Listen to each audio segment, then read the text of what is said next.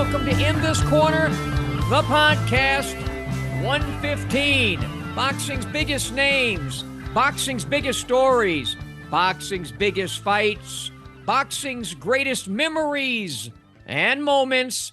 We cover it all, and we do it with author, writer, CompuBox counter, and historian. He is Lee Groves. How you doing, Lee? You're rested after we had a little spring break hiatus?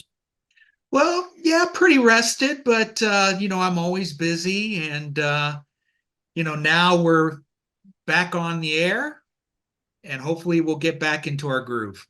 Well, you better get right back into it, because we've got a lot to cover on today's show.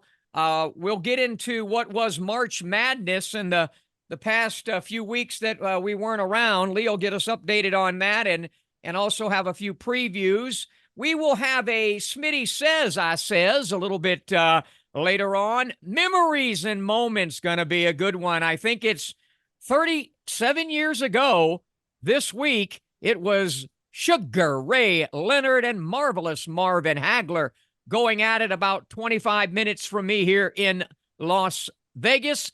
And then, speaking of Las Vegas, 20 years ago this week, it was the beginning of In This Corner, the television show, which is still on the air on DirecTV and a few other outlets out there. So a lot to cover. Let's just jump right into it with March Madness, the last few weeks culminating in the other night. Take us through and get us caught up, Lee.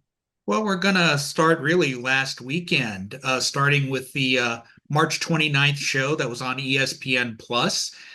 It was a three-bout main card, and it began with Raymond Murataya, who is ranked in the top 10 of three organizations.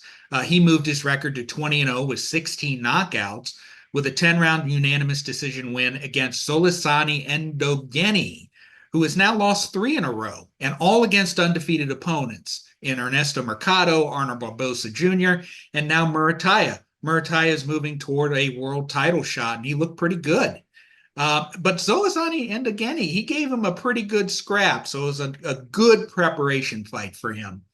And then the co-main event, which should be a main event in under most other circumstances, this was a 4-belt unification between Seniesa Estrada and Yokasta Valle. And Estrada achieved her long-held dream of becoming undisputed at 105 by comprehensively outpointing Valle over 10 rounds. Fight pretty much went like I said last week. It was action-packed, but Estrada won because she had the quicker hands, the nimbler feet, the sharper punches, the better defense, and the superior ring generalship, really. She simply was more versatile than Valle, and I had her up 98-92. And then in the main event, Oscar Valdez won the WBO's interim title at 130 with a 7th-round TKO of Liam Wilson. And here's the significance of the result.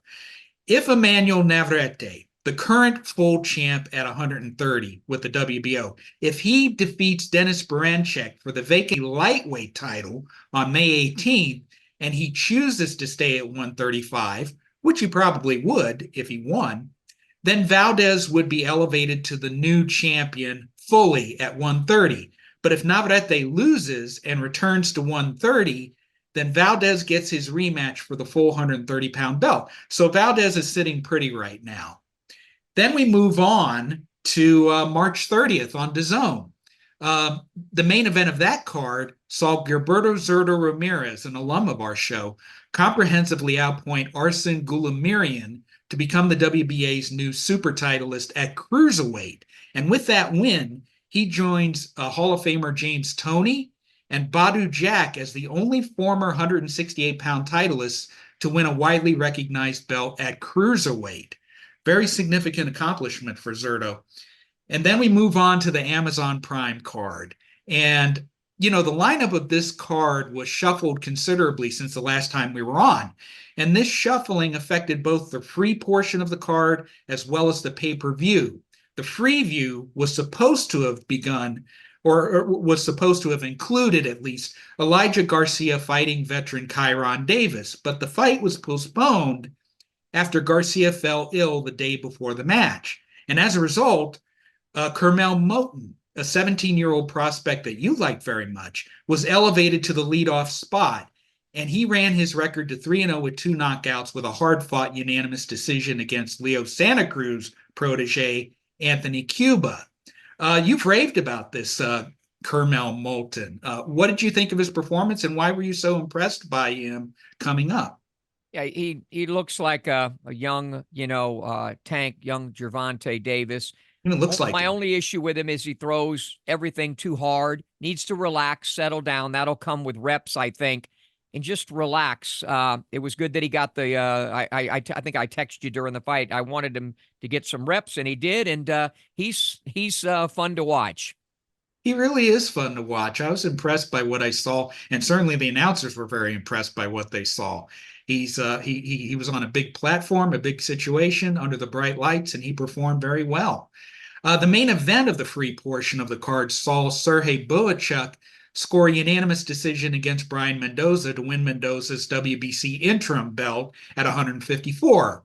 Now, Bohachuk was originally set to face Sebastian Fundora for the vacant WBC super welterweight title, but after Fundora was moved up to the main event after Keith Thurman suffered a biceps injury, Mendoza took the fight on short notice, and he showed his usual heart and soul, but he fell short against Bohachuk's pressure.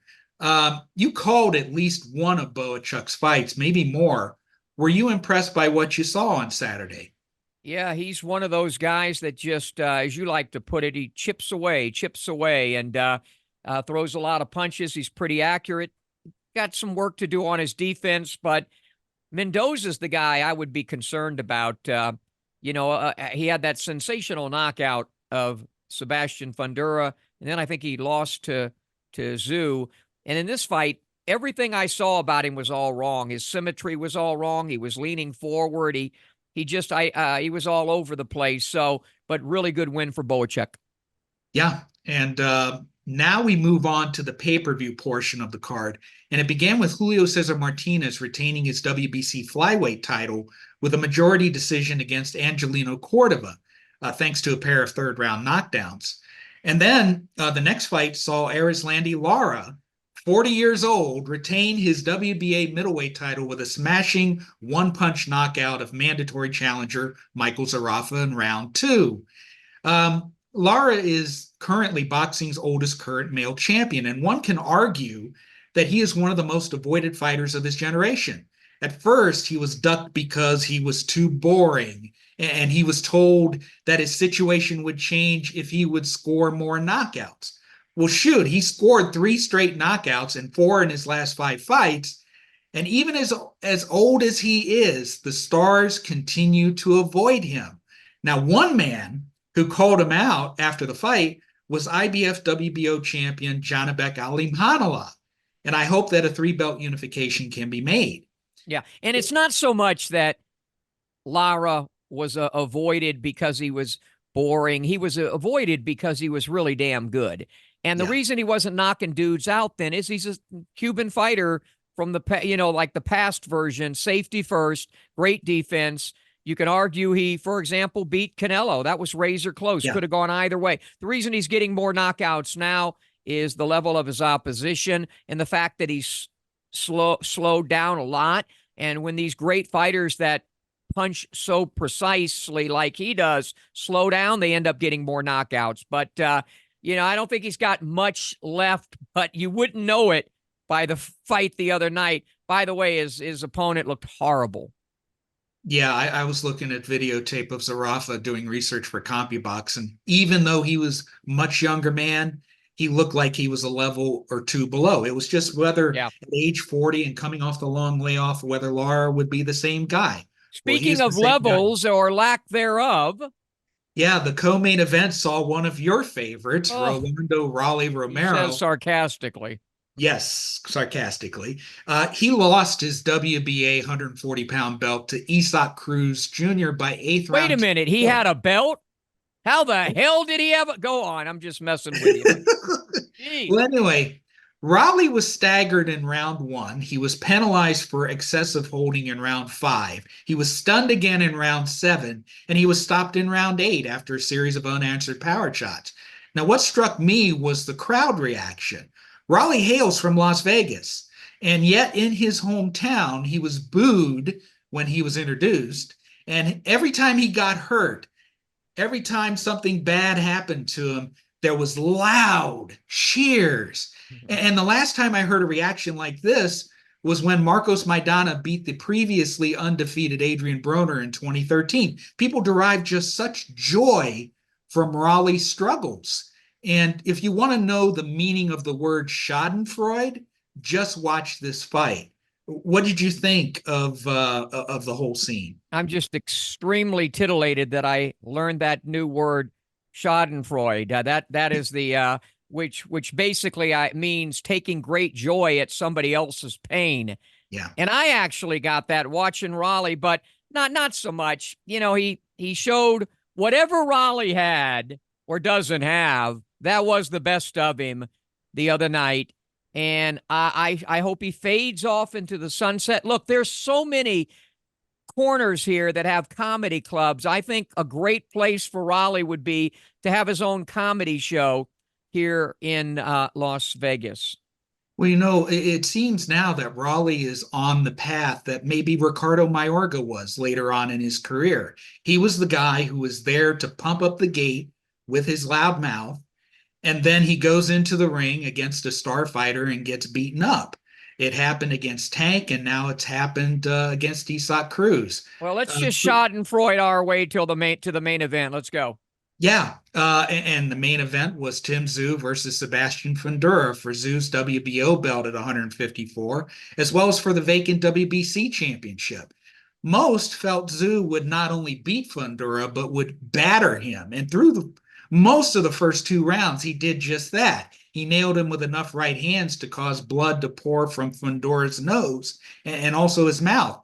But in the final moments of round two, the top of Tszyu's head ran into Fundora's left elbow and opened a massive cut on top of the head. Now, I believe this was the turning point of the fight, not just physically, but also mentally. It lifted Fundora's spirits that he was in trouble. Now his opponent was in even bigger trouble, and it settled him down. Tszyu was forced to divide his attention between fighting Fundora and keeping the blood out of his eyes. And here's another important component. Finally, Fundora took full advantage of his height and reach, and he kept the fight mostly at long range. In fact, jabs made up nearly 61% of Fundora's total output. And to me, he fought at long range well enough for me to score at 115, 113 for him. Now, when we talked on the phone, you were hoping for the best, but were expecting the worst. What did you think of what you saw? You know, I remember saying to you leading up to the fight, I just can't think of a pathway for Fundora to win the fight. Coming off that devastating knockout to Mendoza nearly a year ago, and I just thought Tszyu had the right kind of style. And for the first nearly 2 rounds, he was doing exactly what I expected. I wondered if there was any path to victory, and it came in the form of an elbow, you know, to the forehead right at the end of that round. And then, to Fundora's credit, he still had to do what he had to do. And Yeah. you brought out a great point. You got a guy that's blinded by the crimson, his own crimson. Well, what do you do to enhance that or to accentuate that? You put that jab in his face over and over and over again. And I would say that 80%, 75 to 80% of what Tszyu was trying to do was just, he was just as concerned about the blood as he was that nearly 7-foot guy in front of him. So, you know, first off, hats off to both fighters for what they went through. Because, by the way, Fundora, his nose, his mouth was a grotesque mess himself. Even after the second round, he was all messed up. So he was able to do what he had to do with all of those adversities. Tszyu was able to do what he was able to do. And I said, when this fight materialized, I said I tweeted out, and I think it was Samson Lukowicz, Fundura's manager, who retweeted it. I said, I would rather have seen the young man take just a feel-good fight after that knockout loss to Mendoza. But sometimes in life, when an opportunity arises, whether you're ready or not, you got to take it. And good things sometimes come from that. Good Friday was the day before.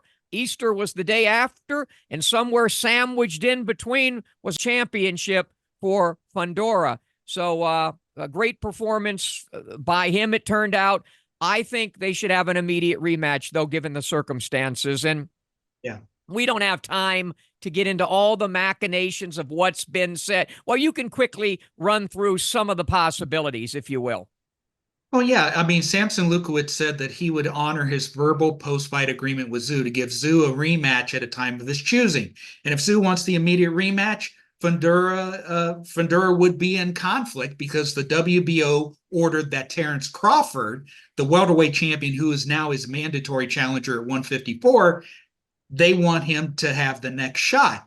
And I think under this scenario, two things will happen. First, Fundora will drop the WBO belt to have the rematch with Tszyu for the WBC title. And second, because the PBC was pushing so hard for Errol Spence to get the next shot, how about the contractually mandated rematch between Crawford and Spence for the vacant WBO title at 154? It's not ideal, but it does seem to fit with what the PBC wants to do. Yeah. And I know you got a couple of fights that you want to preview, I think. Well, there's one more. The weekend had a few more important results. Last Sunday, Fabio Wardley barely retained his British and Commonwealth heavyweight title with a draw against Fraser Clark. It was very entertaining, and I agreed with the judge that had it 113. And then in Japan, the Shigeoka brothers defended the 205-pound titles they won on the same card last October. Younger brother Jinjiro retained his IBF title with a second-round KO over a late substitute in Jake Amparo, but his older brother Yudai lost his championship by split decision against Melvin Jerusalem. And with the win, Jerusalem becomes a two-time champion. And I'd like to see either a rematch against Yudai or a unification fight against either Jinjiro or WBO counterpart Oscar Collazo, who stopped Jerusalem last May to win his title. And then finally, a very brief preview of two fights that will be taking place this weekend. First on DAZN on Saturday, Richardson Hitchens will fight Gustavo Lemos in an IBF 140-pound title eliminator that could determine the next opponent for champion Subriel Matias. I like Richardson Hitchens to win that fight. And then Sky Nicholson and Sarah Mahfoud will vie for the vacant WBA featherweight title that was vacated by Amanda Serrano. I like Nicholson to win on points in that one. All right. And I'm going to make a change in our little itinerary here. We're just going to stay right here. We're going to hold off on a commercial break, Smitty says, because I'm so anxious to do Smitty Says. So take me into Smitty Says, I says. Okay, well, one of boxing's most persistent problems is questionable judging. And we're going to go back to the Amazon. Yeah, one of many. But the latest example of this took place during the Isaac Cruz Rolly Romero fight. While Max DeLuca and Patricia Morse-Jarman had Cruz up 69-63 and 68-64, that was pretty reflective of what was going on. Chris Flores somehow had Rolly up 66-65. More than a few people online demanded action against Flores. What say you? What says me is that they say the right thing, but is there ever accountability for any of these judges? We in the whole history of boxing, you're a historian and you'll put on your well, you never take off your historian hat. Other than what CJ Ross and there's only been a few times I can think of in the history or in my history where bad judging has cost a judge his or her job. I think the two times I think I've seen it happen were two women. I think CJ and somebody else back. What happened? I forgot whether it was the Lennox Lewis Holyfield fight or something. There was one other one. Right. But I mean, are they ever held accountable? No, it's very rare. The other sports have publicly penalized their Yeah. officials for poor officiating. You see it in the NFL. Refereeing crews are demoted. You see umpires not being allowed to do the playoffs. When is I and just think, when is it the most important? I mean, I'm not taking away yeah, Major League Baseball, the NFL, the NHL, the NBA, but yeah, boxing, where lives are on the line, and where a loss can, and these guys don't make the money, most of them that we're talking about, right. and with the sport already in a waning phase. It's not in its best place that it should be. And we could spend, we have spent about 114 shows talking about that. We can ill afford any question. The subjectivity of boxing, and I think the great example of it will be when we go to our next segment, memories and moments, looking at Hagler and Leonard. That's where it can be beautiful, but there was nothing beautiful about what's his name, Flores. I never heard of the guy. Is it Chris Flores. whoever Flores was or is? I mean, Raleigh had some good moments. He did the best he could do, but Right. for the first round should have been a 10-8 round. I scored it a 10-8 round. If you didn't, whatever. But I mean, honestly, and was there perhaps a round that Raleigh won? Maybe two. I didn't see it. Maybe. I didn't see it really. The thing about it is that with boxing, whenever a judge turns in a bad scorecard, it just goes away after a couple of news Yeah. cycles and nothing is really said about it. I think that Same with poor refereeing. Same with poor refereeing. We bring it up. We've even had the refs on the show. We continue, but something honestly, and maybe I'm getting crabby with my old age and grumpy, but I think something really honestly needs to be done about it. You cannot be rewarded with another big fight or another big job as a ref or as a judge if you continue to do it. And I think it's an easy fix too if the sanctioning bodies themselves would have a meeting afterwards and they simply would whatever. And I think if you maybe reprimanded some of these individuals, maybe they would get it right if they realize if they keep getting it wrong or if it's so egregiously wrong that they might not have a gig anymore. Yeah, agreed. Transparency is what is needed in a sport, and boxing has enough issues with public trust. Any step in the right direction would be a good step. Now, going on to the second topic, during Sebastian Fundura's post-fight interview, former three-belt welterweight champion Errol Spence made an appearance, a clear indicator that the PBC wants to have Spence fight Fundura next. What does Smitty say about that?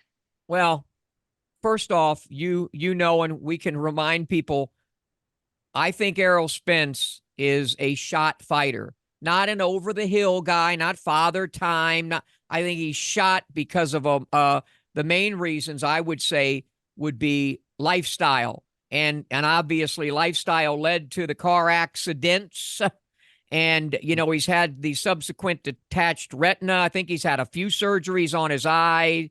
He looked just a shell of himself in in the fight with the last time we saw him against Crawford. When he was knocked down by basically a jab early in the fight, I basically said something's wrong. And I've seen it happen in my more than 50 years in the sport, really. I've seen it happen where a guy's just gone. Oh, he's overnight, bam, done, history. In his case, that we can actually substantiate some of it and try to see where it went wrong. Part of it went wrong in that car crash. And then I think also stuff leading up to that with drinking and things that I've heard. Errol Spence, a hell of a fighter, right on the borderline, I think, of a Hall of Fame fighter, but he's a shot fighter. Now, am I wrong? Well, I guess we could find out, but I'd rather find out in a find out type of fight. Have him fight he does not deserve to go right in there and fight for a world title after such an egregious or such a devastating loss. Now, Fundura didn't really deserve that opportunity either, but he was thrust into it. It was a little different situation. You know, he was scheduled to fight Boachuk. Keith Thurman fell through, and thus that happened. He took the chance and took the risk. But this is a different set of circumstances, and I think, quite honestly, anybody with half a brain would know that Spence needs some kind of a let's see where you are kind of a fight for his. And I hope that they really do some serious medicals on him before he fights anybody, even if he's fighting you. I want to see him do medicals and do things with the eye so that the guy doesn't become damaged goods beyond boxing. That's my thoughts. Well, I can tell you what, if I'm going to be Spence's next fight, Spence will get well very, very quickly. But yeah, but ideally, you know, you could have Spence fight on the undercard of whether it's the Tszyu Fundora rematch or Terrence Crawford or whatever. Have him fight on the undercard to prove that he is back. And if he performs well, then we could talk about a possible title shot. But really, he shouldn't be having a world title shot against Fundora or Tszyu or anybody else until he proves himself that he's okay. And, you know, I text Samson and I were going back texting after the fight. I didn't get onto this subject, but he has said, Samson Lukowicz says that he's going to honor a verbal contract that he had with Tszyu. Samson, I have found to be a man of his word, and I think if it's within his control, and Fundura's a lovely young man, great young man, his whole family, his sister Gabriella and the father, I like all of them. I think he's a stand-up guy. He's a real stand-up guy, yes. And I think that he would honor it. So I would just hope, and that would be the only fair thing for Tim Tszyu, who, you know, he came to town, he was gracious with the press, he did everything. The fight fell through with Keith Thurman. He agreed to whatever was put in front of him. He has this horrific cut caused from an elbow. They could have figured out a way to get him out of there, and it would have been like a no contest, but he didn't do that. So I really think he deserves that immediate rematch. And that's the kind of cut. I don't know how long that one would take to heal up, but certainly by the summertime, fall at the latest, they could have that rematch. And it's and I think it's worth waiting for. It absolutely is worth waiting for. And, you know, Tszyu could have taken the easy way out. You know, I was thinking after the cut happened, this is going to be a technical decision. And, you know, Tszyu keeps his championship. There's going to be a rematch, you know, but he didn't choose. He chose to fight on. He fought through the blood. He did the best he could, and he paid the price for it, but he did it with honor, and I think that honor should be honored. And as you look at these pictures, as we go to break, look at the faces of the two guys here as we go to break, you will see that this is why I say, and I've been saying for many, many years, you don't play boxing. We'll come back and we'll talk about something that pretty much captivated the entire sports world and beyond. I think it was 37 years ago this week. Sugar Ray Leonard, Marvelous Marvin Hagler, memories and moments, and more right after this. I got two options. Option one, I can accept defeat. Option two, I can get up, I can get tougher, I can get faster, I can get stronger, and then I go get mine.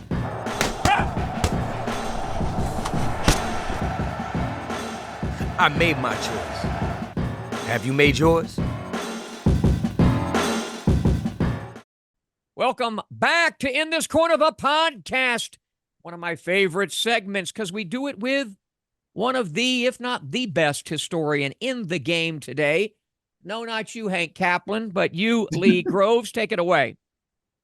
Well, I see the crown to Hank, but, you know, I have such high regard for him. But on April 6, 1987, one of boxing history's most anticipated fights took place when Marvelous Marvin Hagler risked his undisputed middleweight title against Sugar Ray Leonard, who was fighting for just the second time in more than 5 years.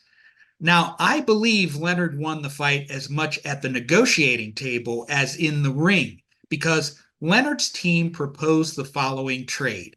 Hagler would get the lion's share of the purse, in exchange for a bigger ring for Leonard, as well as a 12-round fight instead of a 15-rounder. There was a split between 12 and 15 back then. Hagler agreed, and on fight night, Leonard started fast. He won the first 4 rounds with his ring generalship. He survived a Hagler rally. He got hurt in the 5th, had a tremendous 9th round. Hagler came down the stretch, but the judges saw Leonard as the winner by split decision. And 37 years after the fact, that decision remains extremely divisive. On Twitter, I actually put up a post asking for opinions. Who should have won the fight? And I got a couple responses, and both of them, of course, said Hagler should have won the fight. One said that, yeah, he blew the first 4 rounds, but he won 7 of the last 8 rounds, which he needed to do in order to make up the deficit that Hagler created for himself. And veteran boxing man Paul Upham, he responded, and he said that Hagler won 7-5 because he fought 3 minutes of every round, while Sugar Ray did not. And as for me, I thought Leonard won 116, 112. I could see 115, 113. How did you score it, and why? I watched it about a year ago. I watched it again just to see if anything changed, and I still had Ray winning by a couple of points when I had Ray on the program. We talked about it, and I thought he doesn't make any bones about it. He stole some of those rounds with that, that tactic, 30 seconds, and bop, bop, bop, bop, bop, bop. And I think so many people who think Hagler won, and it's one of those where there's no, oh, you don't know what you're talking about. Again, just to remind people, if you want to watch it again, and when you score it, remember clean, hard punching, okay? Effective aggressiveness, okay? Ring generalship and defense. And I think, let's go to those first 4 rounds, though. Sure. What did you think of Hagler's decision? He came out as a righty, I think. He did. And a lot of people thought right there was a big mistake. I don't know when, because I haven't seen any. When did he switch back to southpaw? I'm not entirely sure, but I can tell you this. Hagler did the same thing in the first few rounds against Mugabe, and it actually worked pretty well. So he thought that he could mess Leonard's timing and training up by fighting right-handed in the first round. And now Marvin is a naturally right-handed person, but he's more comfortable fighting southpaw. But really, he allowed Leonard to take the play to him to find his rhythm. He was down 4 rounds to nothing. He needed to win 7 of the last 8. I could see him winning 5 of the last 8, maybe even 6 on a really bend over backwards day. But no, I didn't. But you brought up a great point about the negotiating table, the size of the ring, and boy, did Leonard use all of that ring. Yes. At Caesars. And not only that, but he was really coming on Hagler at the end. I think another 3 rounds could have made a big difference in that fight. Not that I don't know if he would have stopped Ray, but I think that he was really starting to come on. Ray looked a little gassed to me, and that those were significant things at the negotiating table that Ray got done for himself that made a huge difference. But I think it's such a magnificent thing when you think of the time that I thought Leonard was going to get. I was completely wrong. I thought Marvin would walk right through him. I was completely wrong. But now looking at everything, and of course Hagler's retirement, and even some things maybe we're going to talk about on the final segment of the show when we look back at my television show, is the fact that I really believe that the Marvelous One knew that after that fight that he wasn't the same or ever going to be the same Marvelous Marvin Hagler. I saw some decline in the Mugabe fight, and then we saw it in this fight. And even the way that fight ended, I remember the peculiar ending, the way Hagler was so out of character. It was almost he was trying to figure out himself, wow, what just happened here? And is this me? And I just felt he was off. And so, but some of that we can continue on when we go to the last segment. But Sure. Where do you rank that fight? I don't think it was a great fight by any stretch. It was a great event. It was a great Yeah. story. Even today, wasn't a great fight though. It was a very dramatic fight because Sugar Ray Leonard exceeded expectations and Hagler didn't live quite up to the expectations. And here's a little story connected to the fight. I was the editor of the college newspaper at the time, and I wrote a prediction column for Hagler versus Leonard. And I saw some video of Sugar Ray hitting the bags. And he looked fast and he looked like he had timing. And I thought to myself, you know what? Ray might have a chance here. And so in my original draft, I predicted that Sugar Ray Leonard would win a split decision. And then we came down to the paper. We were about to put it to bed, send it off to Clarksburg for printing. I looked over my story one more time and I changed it to Hagler by split decision. So that's one very near miss. I regret it to this day. Yeah, no, you shouldn't regret. We both have done that, and it seems like when we both do that, make that last second change. Well, no, I think I usually get them right when I do that, but I've done the same thing. But that just means that it was an extraordinary fight, an extraordinary event. The fight itself wasn't, whatever, but it was two all-time greats. Fortunately, one of them is still with us, but we'll talk about both of them when we do this final segment where we honor 20 years. Wow. I remember Hank Kaplan when I first got the show on the air, and I remember him saying to me, "You keep that show on the air 10 years, kid. You're going to the Hall of Fame." Well, Hank, it's been 20 years now, and we're still somehow hanging in there. Break. Back with more, a wrap right after this. I got two options. Option one, I can accept defeat. Option two, I can get up. I can get tougher. I can get faster. I can get stronger. And then I go get mine.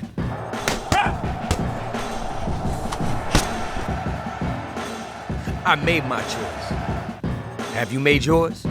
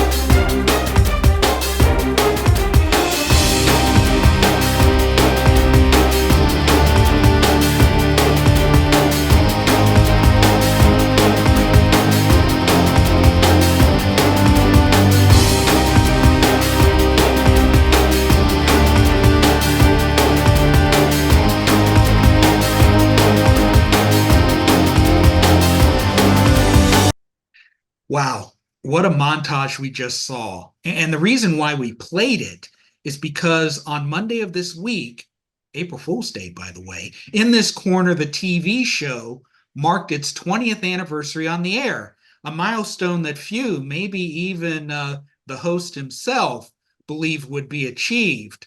What an achievement it was. First, how did you come up with the concept of the show? Interestingly enough, and I always talk to you personally about people when they remember things and give credit to.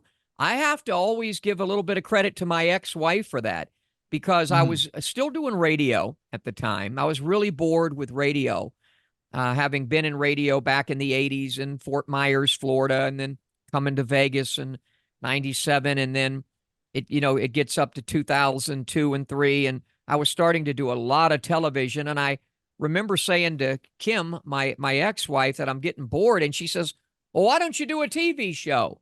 Just so matter-of-factly, why don't you just do your own TV show, since you're doing fights on TV now?" And, I've always been fearless. That's why I was able to, get close to people like that and do what I've been able to do. And so I thought about it for a while, did a lot of soul searching and meditating on it and I said, well, the obvious best path would be, since I was doing this series, CSI Boxing, and I was on all these regional networks, pretty much almost, a few times a month, that I would call the program directors at those regional sports networks that were on Direct and Dish and, basically pitched the idea. And I called up, I think, a few of them, some of the bigger ones. Nobody answered at first. And then the Empire Sports Network, which was out of Buffalo. Right. They were known for they were the Sabres station. Yes. And the general manager answered the phone and he said, "Oh, Smitty, I know you from the fights. You're the short blonde guy." I said, "Yeah, that's me." And he said, "I like the idea. Can you send me an example, a pilot?" And we actually had a pilot, but that's all we had. One pilot with Wayne McCulloch, the pocket rocket. So we overnighted that tape. And he got it. And I got a call about, I don't know, less than a week later saying, "Yeah, we love it. We'll just slot it in and around the fights that we show. So it'll be you doing the fights to your show or your show into the fights. And, but we really need to get this started in about 3 weeks, and we'll go, 13 weeks in a row, maybe 26 weeks. Well, the only problem was we only had one show done. So we had to quickly get into production, and we did. And it ended up being the first show we decided to air was Evander Real Deal Holyfield. That's the first show. We'll have some clips of that later on. So we had that show, and we went straight into production, and it was just, grinding away with everything else I was doing, lining up these shows because, and I know you got more questions, but that's the embryonic stages of it. My ex-wife telling me to do it, me deciding to do it, and then given an opportunity to do it, and then we acted on it. One element that separates your show from all the others, and in fact, this is my favorite part of the show, is the in-ring segments that you did. What's the story behind that part of the show coming to be? I don't know if I could. Oh, right there. How shitty I was as a fighter. I wasn't so shitty in that fight right there because I knocked him out with that right hand. But thanks, Jim Jestwicki from Miami, for actually getting that knockout shot. And thanks, Alexis Arguello, for showing me how to throw the right hand.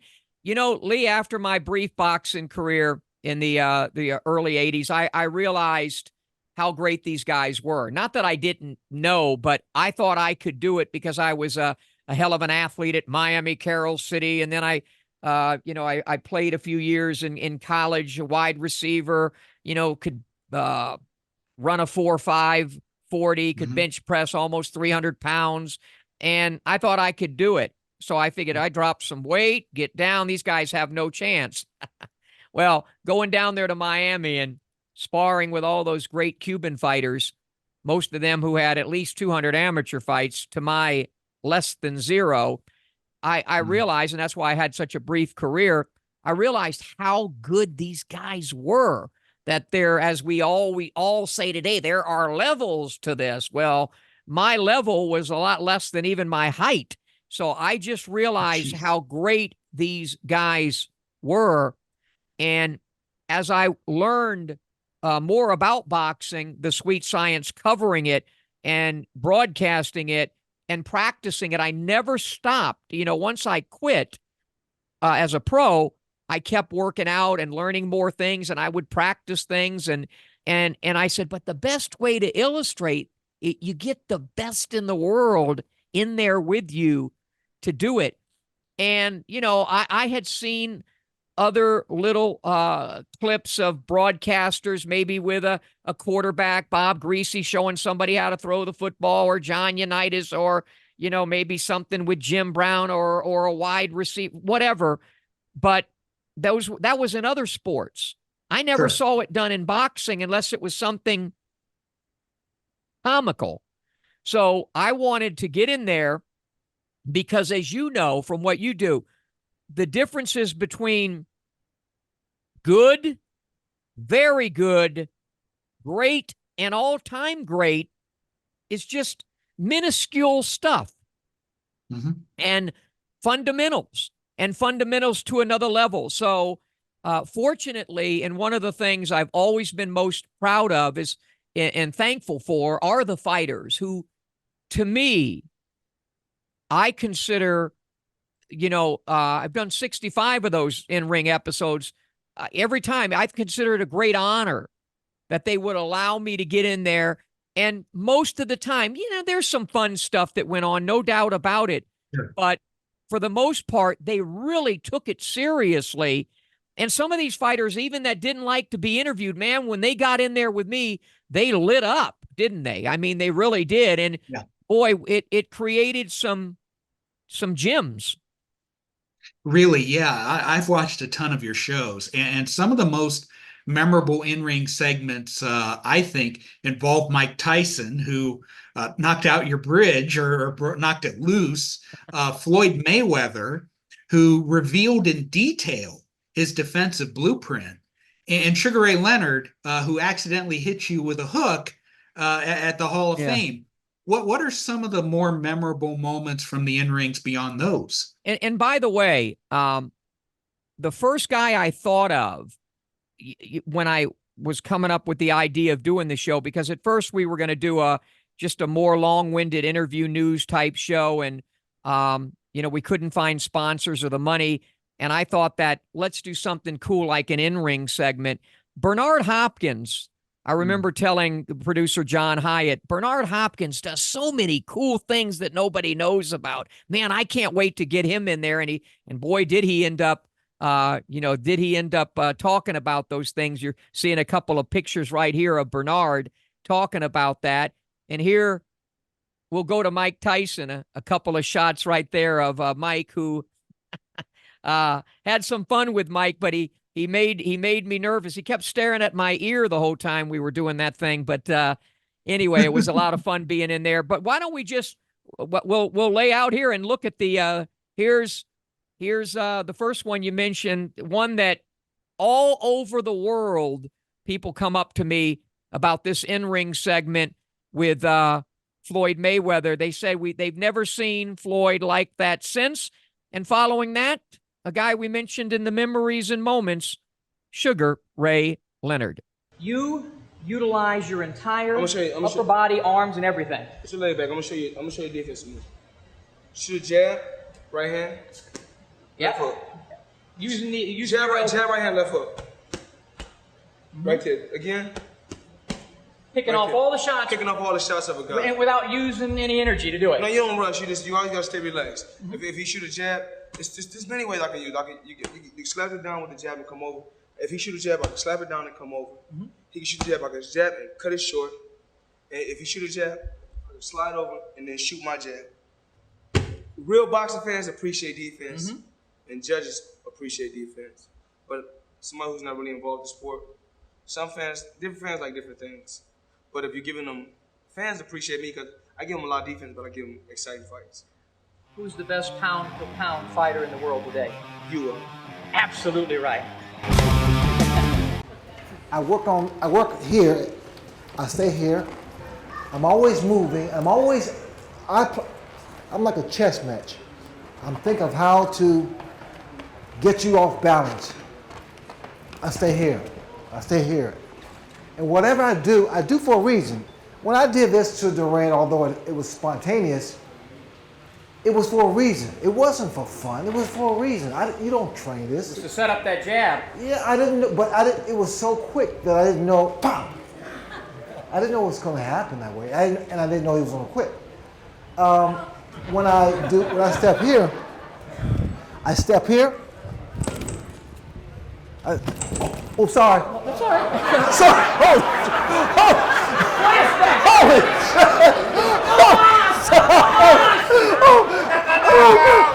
But whatever I do for a reason.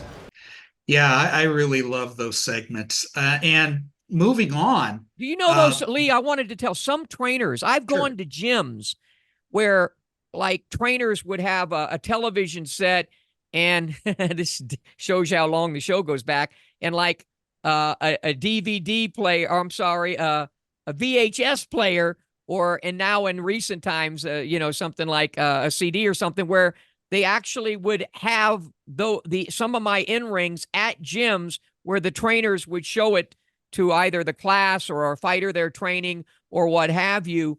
And one example of how much it meant was a guy named Andre Ward, who said that he first saw my show and marveled at what I did with Floyd. And he came up to me after one of his fights in Vegas, and I didn't even see him. He tapped me on the shoulder. He said, "Hey, when do I get to be on that show?" And to show you how cool of a guy he was, a few years later, he would fly into town on his own dime just to do my show. And we did an extended, like almost a 30-minute in-ring segment with the great Andre Ward.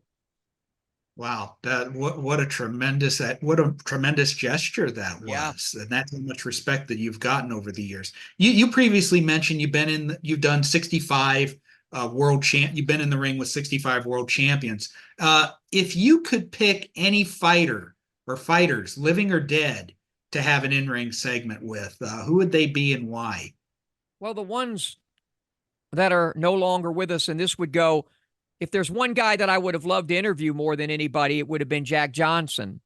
Yeah. And then right after that, close would be the guy that I think's the best of all time, Sugar Ray Robinson. Yeah. Smitty. And after that would be Charlie Burley, because I think he never got, the recognition he deserved. And I heard so many great things about him from guys even like Eddie Futch. And then we get to one that just got away. And we mentioned him earlier. I had been chasing Marvelous Marvin Hagler down. I'd been going after him for years, and I never could get it to happen. Even Ray Leonard, when we did that in-ring with him, because we had already done a show with Ray in Vegas years earlier. Ray tried to help get Hagler to do a show and an in-ring, but in the year before his death, Marvin came up to me at Grazi's and he said, "I'm going to do that show of yours and your in-ring segment that you've been bugging me about all these years." And I got pretty excited because I knew that we would end up doing it in Canastota. What a great place to do it. The return of Marvelous Marvin Hagler in a ring in Canastota. But you know what would happen there? Marvin never made it to that. So that would be, one that got away. And then the aristocrat Gene Tunney was a guy that I would have loved to have done an interview and an in-ring with. So but on my original hit list, the only guys that I didn't really do would be Hagler, and we did Hearns, but not an in-ring, and George Foreman, who agreed to do it, but I was going to have to go to Houston, and who knows, George and I, we're still alive. Maybe we can still pull it off one day. We both would be moving a little slower, but that's good for me that George would be moving slower, but pretty much got all of them in that I wanted to. And again, there were some that, Joe Frazier, we ended up doing the final interview with Smoke and Joe Frazier, which is so cool, that we got a chance after everything I had been through with that guy there leading up to that first fight. And but Joe, of course, couldn't do the in-ring. But for the most part, we pretty much got everything we wanted. Yeah, that's a great thing. And let me conclude this interview with the way that you end most of your shows. How do you want In This Corner, the TV show, to be remembered? Just a real positive, honest look at these athletes that I've always called the most common and uncommon of all athletes. I wanted to show why they were so special with their stories. We know where most of them have come from, the other side of the tracks, the block, where you don't go, out there where the buses don't ride or go to sometimes, those are the kind of guys, and really tough environments and their stories, and then culminate that with what makes them so special inside the squared circle, those hidden ingredients, those things that you can't necessarily see. And then these great fighters are and in some cases giving away, some of their secrets and some of their tricks. Some of them did it when they were still fighting, but they just seem to open up and show it. And again, I mentioned like a Bernard Hopkins who even showed some of the unsavory stuff that he would get away with. So just to portray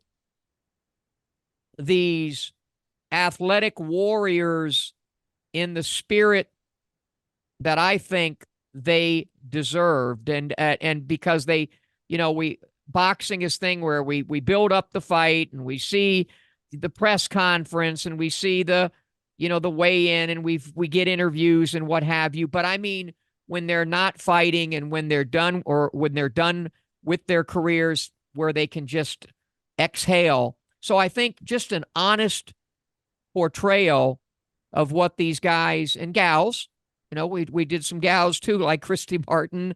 And of course we had other people on as well, but just an honest portrayal. And I hope that 100 years from now, of course, you and I will still be here doing the show 100 years from now, but I hope that people will be able to crank up a show, and they were done kind of simple, not a lot of bells and whistles or frills, but I hope they have some impact and really show the greatness of all of these individuals.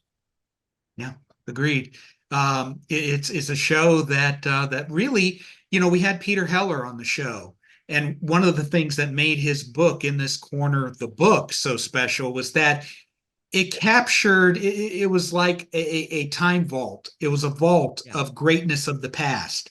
And your TV show, years and years and years from now, when they want to learn about the legends of the sport, you get to sit down with them, you get to discuss their lives with them, then you get into the ring with them, and they show you how they were, the things that made them the great fighters that they were. Yeah. And it really is a complete TV show. I'll go out with this. We're going to throw to some clips to get out of here, but I am working on, as we speak, I think In This Corner should go on without me. Maybe I could be the executive producer, but I think there should be an In This Corner Mexico, and In This Corner Puerto Rico, and In This Corner UK, and In This Corner, Eastern Europe, whatever. Because I think the simplistic style and that in-ring really leads to something magical. And I think the sport, the fighters, the sport, the fans deserve it. And with that, we'll go out. So this was the very first show that aired 20 years ago yesterday, as we tape on a Tuesday. On the first, we're taping on the 2nd, and this is a couple of interesting clips from The Real Deal. Evander Holyfield talking about what else? Mike Tyson and their second fight, which was, of course, the ear bite. And then I didn't exactly ask the question the way I would later, how do you want to be remembered? But also the close of that very first show 20 years ago with The Real Deal, Evander Holyfield. So long, everybody. That out of frustration, people do things. And so you can't be so quickly to judge to realize that, shoot, when you was a kid, first thing somebody got the best of you, you bite the daylights out of them. So it wasn't as graphic as that, but when you bite somebody, you bite somebody. But when a person have already fought you, and you have proven that you are better, and he taking a chance because everybody else telling him, you know what, shoot, you just didn't take Evander seriously, but you trained this, you'll really get it. And he believed that. Then all of a sudden, what happened? After one round, he get to saying, well, you know what, the same thing is happening. After second round, he get to saying, well, oh, shoot, man, I'm getting ready to get hurt. I'm not going to take this beating for 11 rounds. We end up, he bit me on the ear, and he was hoping that got him out of there. But they they gave another opportunity, and he seen that things weren't working his way. I don't did it one time. You gonna make me do it again? And he did it again. Nothing even really to talk about no more than, I forgave him, and I understand what happened when some people can't handle pressure as well as others. And a final message to youngsters watching this program and wanting to be the next Evander Holyfield. Well, I guess I would say that you never want to be somebody else. You tend to want to learn from that person, hopefully be better by studying the game and starting amateur, get you a very good amateur coach, work there, and then when you turn pro, do it slowly, but be sure you get you a good attorney. And from all of us, be it a former fighter turned broadcaster to all the fight fans watching, you have absolutely been a pleasure for us to watch during the years. Thanks for joining us. Thank you.